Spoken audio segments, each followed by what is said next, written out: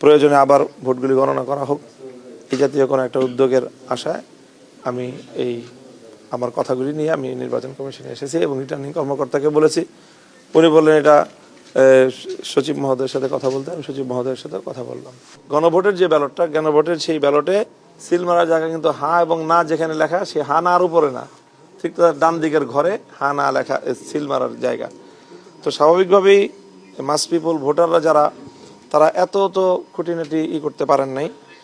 তারা অনেক ভোট যারা ওই ফার্স্ট কলামের লাস্ট রোতে যাদের দেওয়ার কথা, তারা সেই জায়গায় মার্কার উপর প্রতীকের উপর সিল না মেরে অনেকে সিল মেরে বসছে সামনের ফাঁকা জায়গায়। তো সেই ধরনের ভোট মির্জা আব্বাস সাহেবের ক্ষেত্রে এটা ভ্যালিড বলে গণ্য করা হয়েছে, কিন্তু আমার আসনে সেই ভোটগুলো বাতিল করা হয়েছে এবং সেটা অ্যামাউন্টটা খুব ছোট না। আমার আসনে 50টা কেন্দ্রের ফলাফল এই রিটার্নিং কর্মকর্তা ঘোষণা করলেন, সেখানে 1200 ব্যালট বাতিল হয়েছে। তো সেই হিসাবে আমার ধারণা, যদি 138টা কেন্দ্র, আমার 138টা কেন্দ্রে যদি এই হারে ব্যালট বাতিল হয়ে থাকে, তো সেটা হয়ে যাবে 3000-এর উপরে, 3500-এর মতো। তো আমার প্রতিদ্বন্দ্বী প্রার্থীর সাথে আমার ভোটের পার্থক্য হলো 2200 সামথিং। তো সেই ক্ষেত্রে আমার ভোট যদি বিপুল পরিমাণ বাতিল হয়ে থাকে, তাহলে যেটা ফলাফলের উপর একটা ভিন্ন। তো যেহেতু একই ঘটনা ঢাকায় একই নির্বাচনে মির্জা আব্বাস সাহেব যদি এই ফ্যাসিলিটিটা পেতে পারেন, তাহলে আমি কেন পাবো না?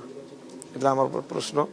আর আমারটা যদি বাতিল হয়, তাহলে মির্জা আব্বাস সাহেবেরটা কেন বহাল থাকবে? এটা বড় আমার যুক্তি। দ্বিতীয় কথা হলো আমার, যে ওখানে কয়েকটা আসনের যেই শীট দেওয়া হয়েছে প্রিজাইডিং কর্মকর্তার পক্ষ থেকে, সেটার মধ্যে টেম্পারিং করা আছে অ্যামাউন্টের মধ্যে।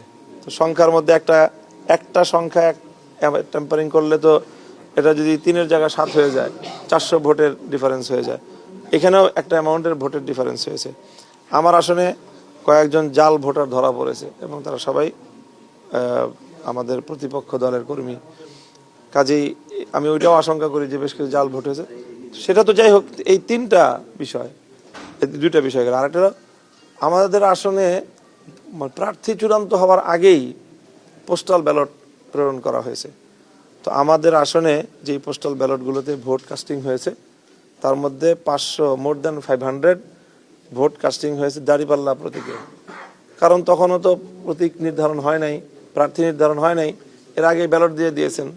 এখন এরপরে আমাদের ওখানে জোট হয়েছে, সেখানে প্রার্থী নির্ধারণ হয়েছে, প্রতীক বরাদ্দ হয়েছে। তো প্রতীক বরাদ্দ দেওয়ার আগে কেন ব্যালট দেওয়া হলো, সেটার লায়াবিলিটি কেন আমরা নিব?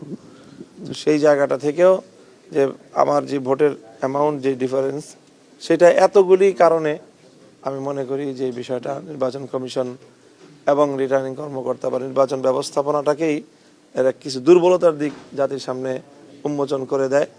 সেই জায়গাগুলো জাতীয়ভাবে যেন সংশোধন হয় এবং সেই সাথে আমার আসনটা নিয়ে আমি যেন সঠিকভাবে এটা মূল্যায়িত হয়। প্রয়োজনে আবার ভোটগুলি গণনা করা হোক, এই জাতীয় কোনো একটা উদ্যোগের আশায় আমি আমার কথাগুলি নিয়ে আমি নির্বাচন কমিশনে এসেছি এবং রিটার্নিং কর্মকর্তাকে বলেছি। উনি বললেন এটা সচিব মহোদয়ের সাথে কথা বলতে, আমি সচিব মহোদয়ের সাথে কথা বললাম। কমিশন সচিব কি আশ্বাস দিলেন? এটা রিটার্নিং কর্মকর্তা বলতেছেন যেটা আমার এখতিয়ারভুক্ত না, এটা নির্বাচন কমিশন বলতে পারবে। নির্বাচন কমিশনের সচিব মহোদয় বললেন এটা আমার এখতিয়ারভুক্ত না, এটা রিটার্নিং কর্মকর্তার এখতিয়ারভুক্ত। নির্বাচন কমিশন কি পক্ষপাতদুষ্ট আচরণ করেছে, আপনার কি মনে হচ্ছে? আমি না, ওই ধরনের কোনো অভিযোগ আমি এই মুহূর্তে করতেছি না, ওটা আলাদা একটা বিষয়। আমি অত বোল্ড সাবজেক্টে এখন এই মুহূর্তে যেতে চাচ্ছি না। আর যে ফলাফল ঘোষণা হয়েছে, আপনি যদি আপনার যে আবেদন সেটি গ্রহণ না করা হয়, আপনি কি ফলাফল মেনে নেবেন? না, আমি এটা ফলাফল মানা প্রত্যাখ্যান করা সবটাই আমাদের আরেকটু ডিসিশনের বিষয়। যেহেতু আমার সুনির্দিষ্ট একটা অভিযোগ এবং খুবই অভিযোগটা যুক্তিযুক্ত এবং অ্যামাউন্টটাও খুবই একটা গুরুত্বপূর্ণ, এই সব কারণে এখানে প্রশ্নটা আসলে একটু জটিল। ওভারঅল আমরা সারা দেশের বিষয়ে এত জটিলভাবে বলছি না কথা। কিন্তু আপনি তো কমিশন যেহেতু কোনো ধরনের সিদ্ধান্তের কথা আপনাকে বলেনি, দায় একজন আরেকজনের উপর চাপাচ্ছে, সেই ক্ষেত্রে আপনার এই দাবিটা প্রতিষ্ঠা করার জন্য কি লিগেল কোনো ফরম্যাটে যাবেন কিনা, গেলে কি ধরনের ফরম্যাটে যাবেন? এই মুহূর্তে লিগ্যাল ফরম্যাটের বিষয়ে আমি কথা বলতে পারছি না, লিগ্যাল ফরম্যাটের কথা চিন্তাও করছি না। আমরা আশা করছি যে এই বিষয়টা যেহেতু খুব এখানে এমন একটা দৃষ্টান্ত সামনে চলে আসছে মির্জা আব্বাস সাহেবের, তো যদি সেই ফরম্যাটে তারা সিদ্ধান্ত নেন আলোচনা করে যে না ভোট এটা বাতিল হওয়ারই মতো, সেই ক্ষেত্রে আমরা এটা নিয়ে আলোচনা করতে হবে লিগ্যাল ফরম্যাটে যাওয়ার জন্য। আপনার কাছে কি মনে হয়, আপনি বলছিলেন নিচে যে প্রিজাইডিং অফিসার যে ভুল স্বাক্ষর বলছিলেন, আবার বললেন মির্জা আব্বাসের ক্ষেত্রে ফাঁকা করে সিল দেওয়ার পরে ওনারটা কাউন্ট হয়েছে, আপনারটা হয়নি। তো সিইসি বলছে যে এবারে নির্বাচন অন্য দেশের ইতিহাসে অন্যতম একটি সেরা নির্বাচন হয়েছে, আপনার দৃষ্টিতে কেমন হয়েছে? এটা আমি মূল্যায়ন করতে আমাদের একটা সময় লাগবে, কারণ সারা দেশের সব পূর্ণ নির্বাচনকে সামনে রেখেই আমাকে একটা মতামত দিতে হবে। আমরা প্রাথমিক মতামত দিয়েছি যে নির্বাচনে সহিংসতার যে আশঙ্কা করা হয়েছিল সেই সহিংসতাটা হয় নাই, এটা একটা বড় সফলতা।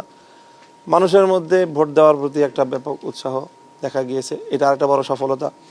বাংলাদেশের রাজনীতিতে একটা স্থিতিশীলতা আসা দরকার ছিল, নির্বাচনটা হওয়া দেশের জন্য একটা সফলতা। এইসব বিষয়গুলোকে আমরা ইতিবাচকভাবে চিন্তা করছি। বাকি নির্বাচন সম্পর্কে আমার পূর্ণাঙ্গ কোনো মূল্যায়ন করতে হলে আমাকে আরেকটু সময় নিব ইনশাআল্লাহ।